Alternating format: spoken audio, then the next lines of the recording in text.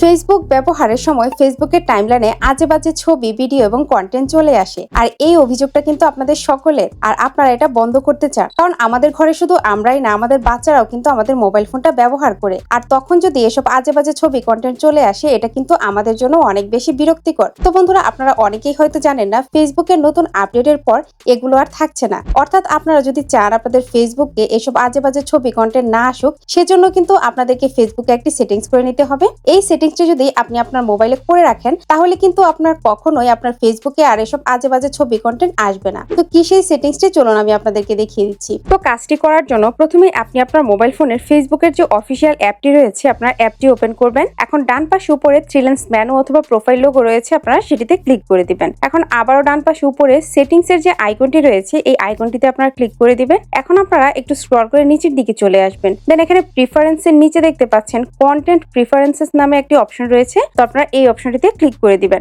এখন একদম শেষে ম্যানেজ ডিফল্টস নামে যে অপশনটি রয়েছে, এই অপশনটিতে ক্লিক করে দিবেন। দেন এখানে তিনটি অপশন রয়েছে, তো আপনারা 3 নম্বরে সেনসিটিভ কন্টেন্ট নামে যে অপশনটি রয়েছে, আপনারা এই অপশনটিতে ক্লিক করে দিবেন। তো বন্ধুরা, এই যে দেখুন, এখানে কিন্তু ডিফল্ট সিলেক্ট করা আছে, আর এজন্যই কিন্তু মূলত আপনার ফেসবুকে আজে বাজে ছবি, ভিডিও এবং কন্টেন্ট গুলো চলে আসে। তো আপনারা কি করবেন, আপনারা নিচ থেকে শোলেস নামে যে অপশনটি রয়েছে, এই অপশনটি আপনারা সিলেক্ট করে নিচ থেকে সেভে ক্লিক করে দিবেন। দেন আপনারা ওকেতে ক্লিক করে দিবেন। তো বন্ধুরা, এই সেটিংসটি যদি আপনি আপনার ফেসবুকে করে দিতে পারেন, তাহলে কিন্তু আর কখনোই আপনার ফেসবুকে আজে বাজে ছবি, ভিডিও, কন্টেন্ট এগুলো আসবে না এবং আপনাকে আর বিরক্তিকর অবস্থায় পড়তে হবে না। That's it.